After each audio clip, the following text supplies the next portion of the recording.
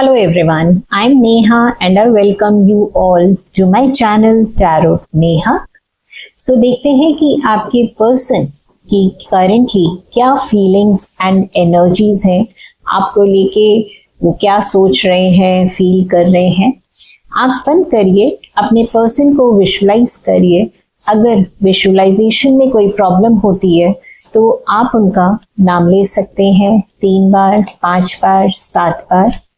और अगर किसी को टैरो सीखना है या टैरो की कंसल्टेशन लेनी है या हीलिंग लेनी है, इनफैक्ट एक ऑफर भी चल रहा है कि अगर आप टैरो कंसल्टेशन बुक करते हैं तो उसके साथ आपकी 1 हीलिंग फ्री है.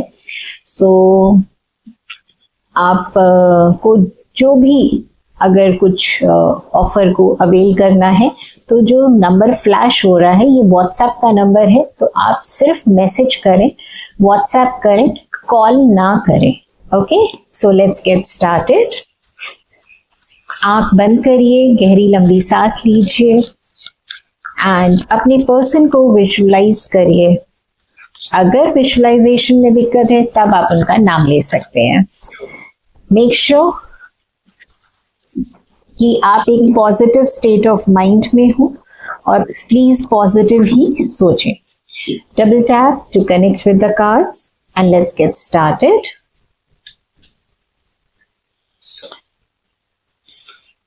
सबसे पहले हम देखेंगे कि आपके पर्सन की क्या एनर्जीज हैं. इसके बाद आपके पर्सन की क्या फीलिंग्स हैं आपके लिए.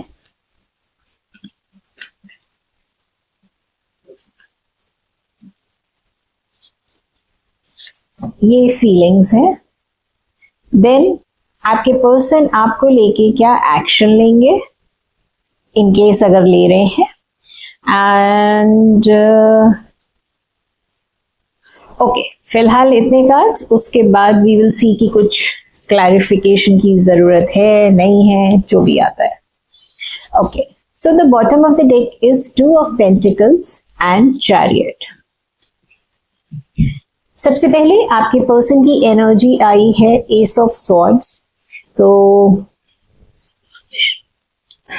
आपके पर्सन आपके पास कोई टाइप का कांटेक्ट करना चाहते हैं. इट कुड बी कोई मैसेज भेजना चाहते हैं, कुछ कम्युनिकेशन चाहते हैं. उनकी एनर्जीज में है कि जो भी पास्ट में हुआ उन बातों पे मिट्टी डालते हैं एंड फिर से बातचीत स्टार्ट करते हैं.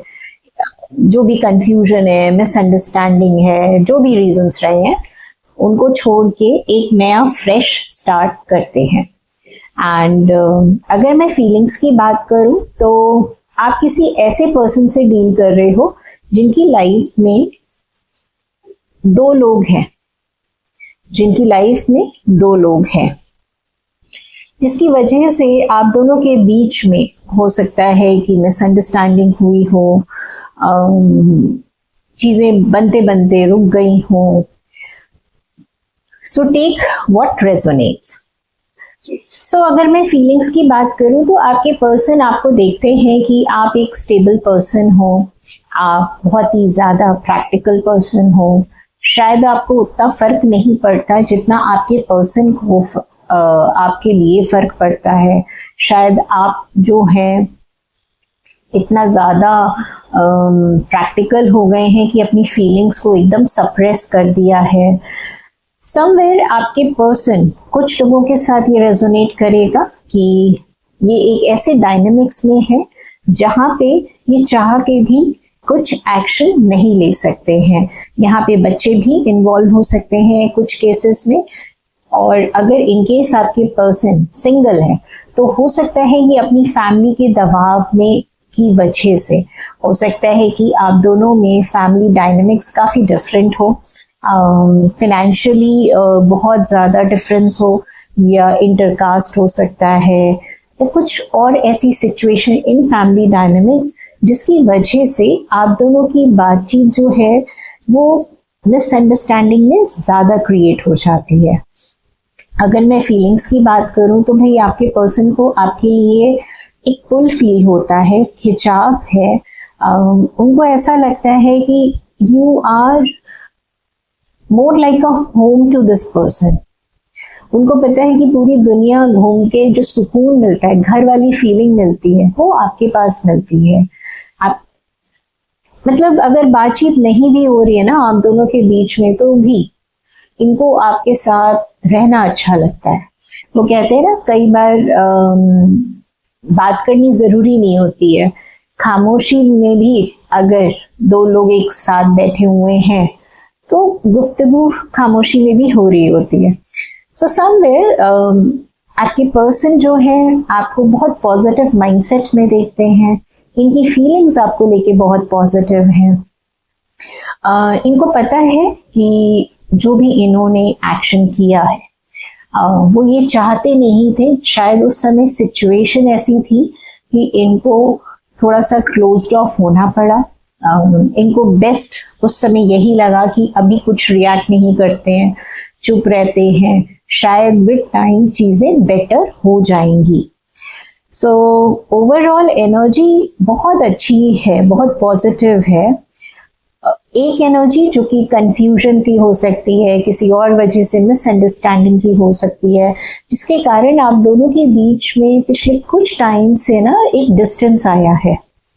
अब ये डिस्टेंस आपके पर्सन ब्रेक करना चाहते हैं। वो चाहते हैं कि आप भी उनको मौका दें। इनको पता है आपके लिए इस पर्सन पे ट्रस्ट करना इजी नहीं होगा, बट स्टिल ये पर्सन होप करते हैं, डिजायर करते हैं कि आप इनको मौका दें। अच्छा, इनको एक और डर भी है कि अगर इन्होंने कन्वर्सेशन इनिशिएट किया तो पता नहीं आप कहीं कुछ नेगेटिव वे में रिएक्ट ना कर जाएं, कहीं आप इनको कुछ उल्टा सीधा ना सुना दें, कहीं आप रूड ना हो जाएं, या हो सकता है कि आप इनको बिल्कुल भी कोई भी आंसर ना दें, तो ये भी इनको ऐसा फील होता है। बट आपके पर्सन आपके साथ कम्युनिकेशन करना चाहते हैं। ओके, सो एक्शन का कार्ड है ये एम्परर का।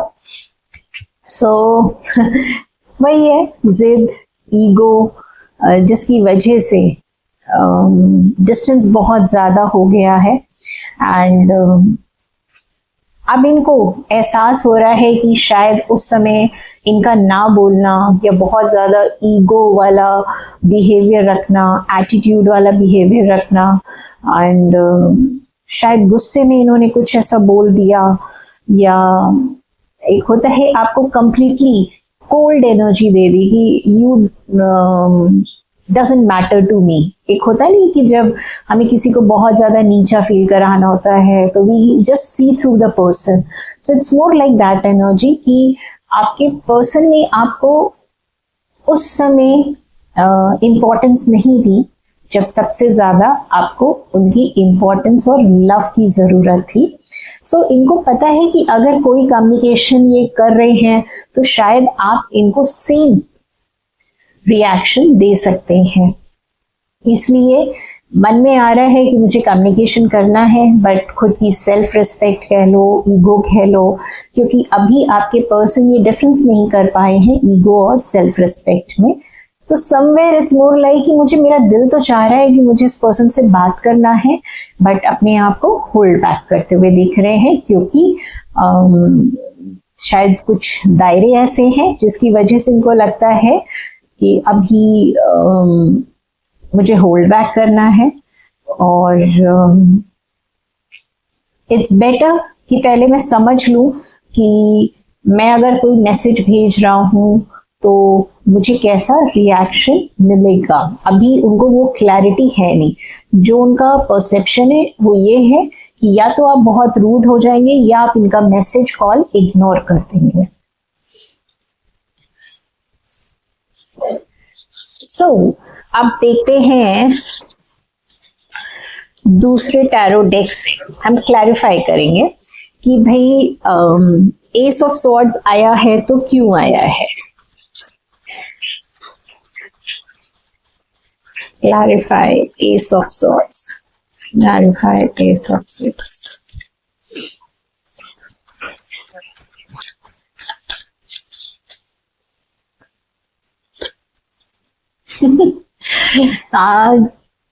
प्यार बहुत ज्यादा है, डर भी लग रहा है कि पता नहीं आप एंटरटेन करोगे कि नहीं। जो मैंने स्टार्टिंग में बोली कि जो भी पुराना, जो भी कुछ हुआ, पुरानी बातों पे मिट्टी डालें एंड फिर से स्टार्ट करें। तो एस ऑफ सॉर्ड्स को टू ऑफ कप्स क्लैरिफाई कर रहा है। न्यू स्टार्ट चाहते हैं, ऐसा नहीं है कि ऑप्शंस को ट्राई नहीं किया, ऑप्शंस को सबको ट्राई कर लिया, समझ में आया कि भाई इस पर्सन के साथ जो बॉन्डिंग मैंने फील करी है वो बॉन्डिंग तो मुझे कहीं और मिली नहीं है। तो they want to experience that love जो आप लोगों के बीच में था। वैसे तो मुझे लग रहा है कि मुझे आपकी एनर्जी चेक करनी चाहिए, बिकॉज आई एम फीलिंग कि शायद अब आपका ये हो गया है कि मुझे इस पर्सन पे ट्रस्ट नहीं करना है। That's why they are craving your love. चलिए आगे देखते हैं कि 6 ऑफ पेंटिकल्स क्यों आया है। जब इनको आपको इंपॉर्टेंस देनी थी तब तो इन्होंने दी नहीं है। चलिए लेट्स सी कि कार्ड्स में क्या आता है। 6 ऑफ पेंटिकल्स। ओके, वाह, स्टार का कार्ड को 6 ऑफ पेंटिकल्स के कार्ड को क्लैरिफाई स्टार के कार्ड ने करा। तो आप एज अ पर्सन बहुत पॉजिटिव पर्सन होगे। आप इनसे डिमांड कर रहे होगे कि भाई मेरे को इम्पोर्टेंस दो। अगर मैंने तुम्हें अपनी लाइफ का सेंटर पॉइंट बनाया है and I have treated you in a manner जहाँ पे मैं हर समय तुम्हें प्रायोरिटी दे रही हूँ या दे रहा हूँ, सो आई ऑल्सो वॉन्ट दैट। तो इस पर्सन ने उस समय आपको प्रायोरिटी नहीं दी, आपको आपकी इम्पोर्टेंस की वैल्यू नहीं करी, आपको ट्रीट नहीं किया अच्छे से पॉजिटिव वे में। एंड नाउ जो कि ये पहले ही आ गया है कि दे वांट दिस लव। इनकी लाइफ में कोई और था और ये जगल कर रहे थे, ये जगल कर रहे थे कि मुझे क्या करना है क्या नहीं करना।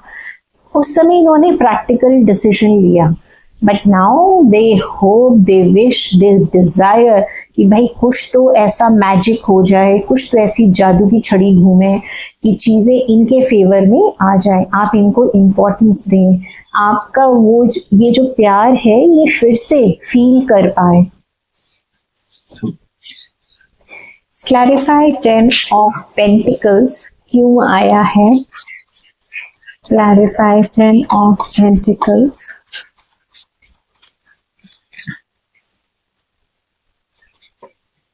Okay, yes, 5 of cups. तो इन्होंने जो भी प्रैक्टिकल चीजें चूज करी, शायद अपनी फैमिली को चूज करी। कुछ लोग या तो मैरिड हो गए हैं, उन्होंने पैसे की वजह से शादी करी, या ऑलरेडी मैरिड थे और बच्चे भी इन्वॉल्व थे, तो उनको ऐसा लगा कि जो एक कंफर्टेबल डायनेमिक्स है हमें उसी के साथ रहना है। आप अगर ये जो पर्सन मैरिड है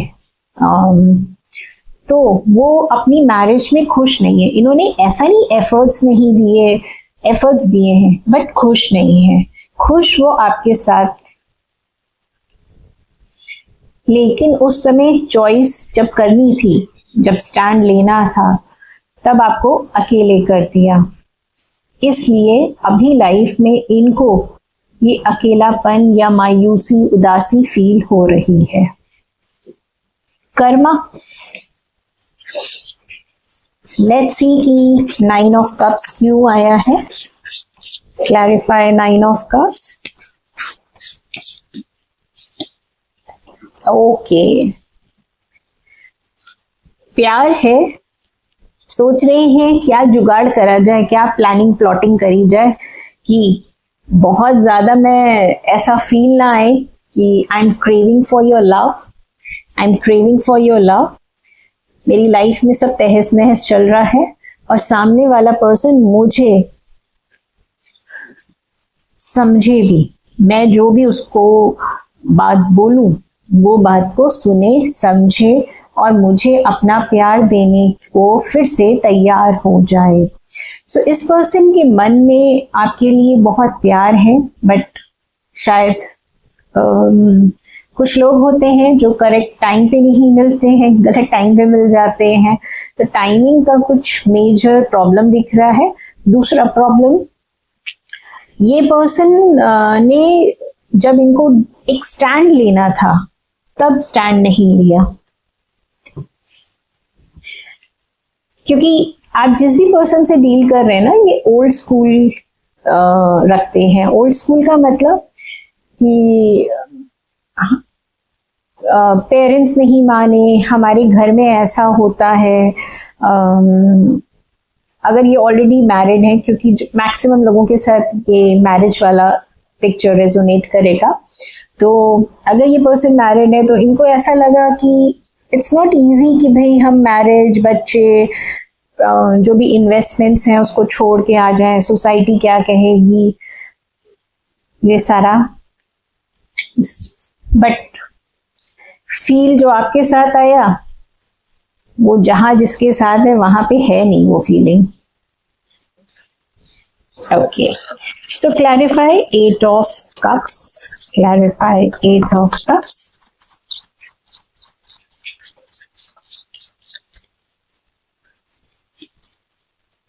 wow wow wow, such a beautiful reading. आप लोग मुझे जरूर बताइएगा कि आपसे कितना मैच करा, एंड आपके पर्सन बिल्कुल एम्परर की तरह है। ओके, सो आपसे दूर गए, डिस्टेंस क्रिएट किया, बात करनी बंद कर दी। मुझे अच्छा कार्ड्स में ऐसा नहीं दिख रहा है कि आप दोनों के बीच में लड़ाई हुई हो। जैसे कई बार होता है ना, रिश्ता फेड हो जाता है। रिश्ता कब चलता है? जब दोनों ही उस रिश्ते में अपनी फीलिंग्स, अपने एफर्ट्स, अपनी अंडरस्टैंडिंग सब दे रहे होते हैं। और एक इंसान जब ये सोच लेता है कि मुझे दूसरे इंसान को छोड़ना है, तो वो 2 काम जरूर करता है। पहला, वो बात करना कम कर देता है, और दूसरा, वो जितनी भी बातें करता है ना, उसमें बहुत क्लोज एंडेड आंसर देने लग जाता है। या एक लाइन होती है कि मैं बिजी हूँ, आजकल टाइम नहीं मिलता है। तो इस टाइप का आपके पर्सन ने ये लाइंस या तो बोलनी स्टार्ट कर दी होगी, या इस टाइप से एटीट्यूड रखा होगा। अब ये आपके साथ न्यू बिगनिंग करना चाहते हैं, एंड डर है कि पता नहीं ये होगा कि नहीं होगा। ये पर्सन ये फील करना चाहता है, इसकी लाइफ में प्यार मिसिंग है। आप जिस भी पर्सन से डील कर रहे हैं, लड़का है, लड़की है, मैरिड है, सिंगल है, जो भी पर्सन है आपके, इनकी लाइफ में प्यार मिसिंग है। इनको ऐसा लगा कि लाइफ में प्रैक्टिकल डिसीजन लेने चाहिए, दिमाग से सोचना चाहिए, वैसे ही इन्होंने करा। एक्सक्यूज मी, लेकिन ये खुश नहीं रहे, उदास ही रहे। चलिए, अब एम्परर को भी क्लैरिफाई कर लेते हैं कि एम्परर भाई साहब की एनर्जी कुछ चेंज हुई कि नहीं हुई।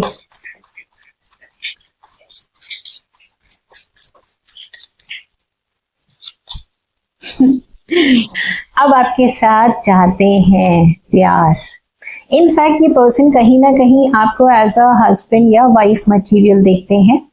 ये बच्चे चाहते हैं, एंड खुशियां चाहते हैं, बेसिकली चाहते हैं एक हैप्पी हेल्दी फैमिली, एक हैप्पी हेल्दी लाइफ। आपके साथ न्यू बिगनिंग करना चाहते हैं, वो भी प्यार भरा रिश्ता रखना चाहते हैं। पैशन बहुत फील कर रहे होंगे। अच्छा, सडनली आपको या तो सपने आना, या एंजल नंबर दिखना, या फिर आपके पर्सन से रिलेटेड कोई इंफॉर्मेशन या उनका नाम, ये रिसेंटली ना बहुत ज्यादा होने लग गया होगा, क्योंकि आपके पर्सन की एनर्जी जो है वो आपको स्ट्रांगली मैनिफेस्ट कर रहे हैं। इस पर्सन के अंदर वो ताकत नहीं है कि आपको ये रीच आउट करें, बट ये आपको रीच आउट करना चाहते हैं। ये चीज आ रही है। Okay, so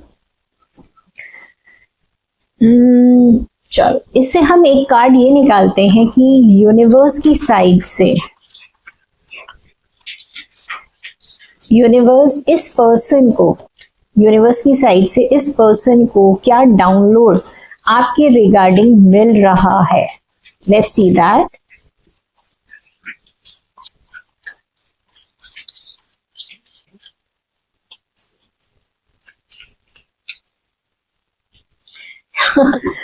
take a decision.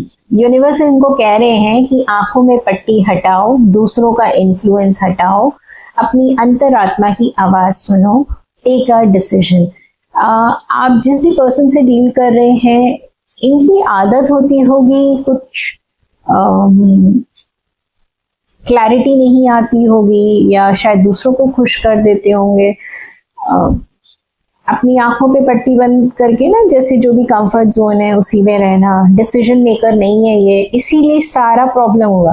अगर ये पर्सन सही टाइम पे सही डिसीजन लेते तो ये इस सिचुएशन में नहीं होते। यूनिवर्स इनको ये एहसास करा रहा है कि हमें डिसीजन लेना है। डिसीजन, कुछ लोग होते हैं ना, कई बार कहते हैं कि आंख बंद कर लो तो सिचुएशन सॉल्व हो जाएगी। नहीं, ज़रूरी नहीं है कि सिचुएशन सॉल्व हो जाए। सिचुएशन कई बार और कॉम्प्लिकेट हो जाती है। सो वो चीज़ है। अगर मैं इसको क्लैरिफाई कर रही हूँ, जो मैंने अभी बोला, टेक अ डिसीजन, अपनी अंतरात्मा की आवाज़ सुने। आपके पर्सन ने लॉजिकल ब्रेन यूज़ करा, प्रैक्टिकल माइंड यूज़ किया कि मुझे ऐसे ही करना चाहिए, यही पैटर्न मेरे लिए अच्छा है। फॉर एग्जाम्पल, लोग क्या करते हैं कि पहले ग्रेजुएशन करेंगे, पोस्ट ग्रेजुएशन करेंगे, जॉब करेंगे, तो एक पैटर्न होता है क्योंकि सोसाइटी ने वो पैटर्न सेट करा है। हो सकता है कि कई बार आउट ऑफ द बॉक्स कुछ ट्राई करने से आपको सक्सेस मिलनी होती है, बट हर इंसान आजकल एक पैटर्न फॉलो कर रहा होता है। तो वहीं पे यूनिवर्स का डाउनलोड है कि डिसीजन तो खुद को लेना पड़ेगा एंड दूसरों के इन्फ्लुएंस पे डिसीजन नहीं लेना है। आपको अपनी अंतरात्मा की आवाज सुननी है।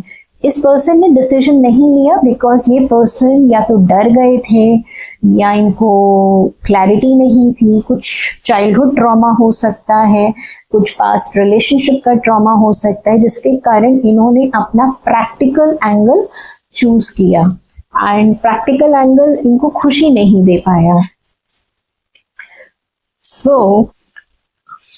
अब हम आपके लिए भी गाइडेंस निकालेंगे कि जो लोग ये वीडियो देख रहे हैं उनके लिए क्या गाइडेंस है।